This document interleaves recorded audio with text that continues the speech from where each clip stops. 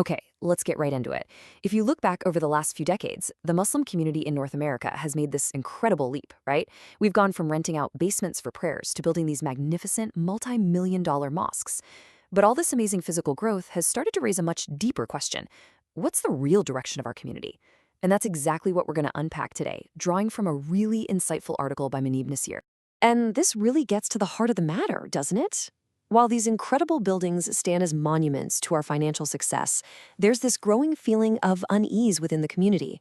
So, have we become more focused on managing the real estate than on mentoring the souls inside? Are our priorities actually aligned with these magnificent structures we've built? So, where does this feeling come from? Well, that brings us to our first big idea, a paradox the source calls the magnificent stagnation. It's this weird tension between what we can all see on the outside, these beautiful buildings, and what a lot of people are feeling on the inside. So you've got this wild contrast, right?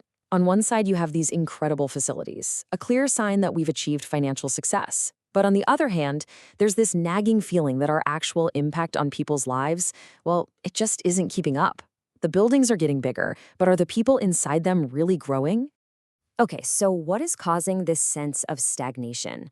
The source material points its finger directly at a leadership gap.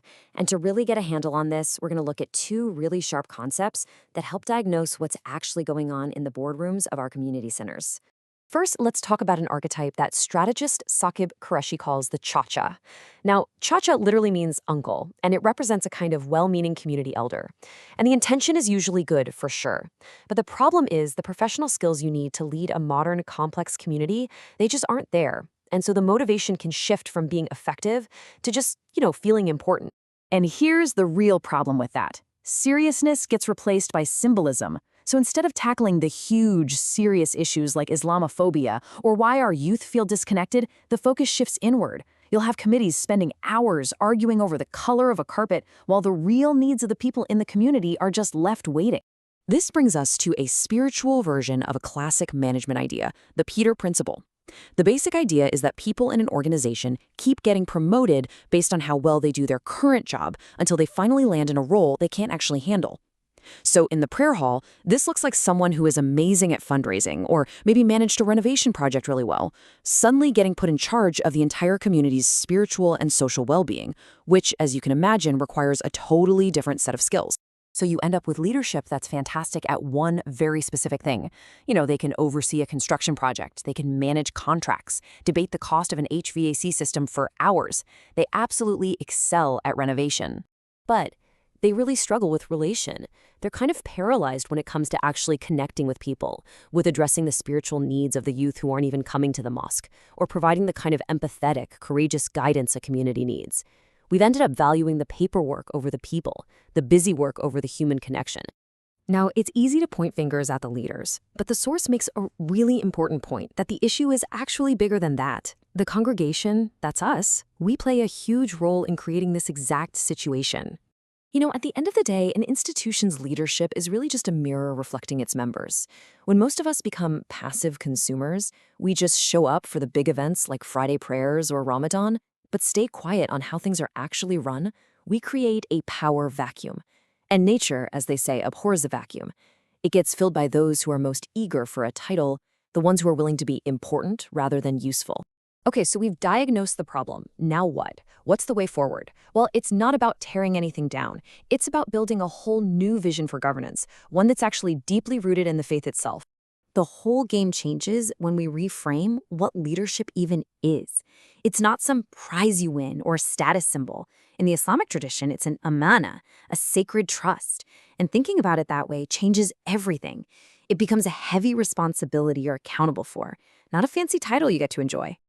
And this isn't just some modern management idea. It's right there in the Quran. This verse is a pretty clear instruction. You have to entrust leadership to its rightful owners, which means the people who are competent, qualified, and just. It's not about who's been around the longest. It's about who is best equipped to handle the job. So what does this actually look like in practice? It means we've got to shift to a competency-based model. Step 1. We have to actively go out and find professionals, social workers, educators, policy experts, and get them to serve on our boards. Step 2, we've got to value courage over comfort. We need to choose leaders who are willing to challenge how things are, not just keep the boat from rocking. And finally, step 3, we have to completely change how we measure success. The main question shouldn't be, did we balance the budget? But is our community a place where people feel safe, supported, and can actually grow? Which brings us right back to where we started. The big challenge ahead is to finally, truly move our focus beyond the physical buildings we've all worked so hard to create. This is the call to action right here. The time for focusing mainly on real estate development has to end, and an era of genuine community building needs to begin. The skills are different, the mindset is different, the priorities are fundamentally different. So here's what it all boils down to. The magnificent buildings are standing. That phase of the work, for the most part, is done. Now the next, and maybe the most important work, begins. It's time to invest in the people, in the hearts, and in the incredible untapped potential that's living and breathing inside those beautiful walls.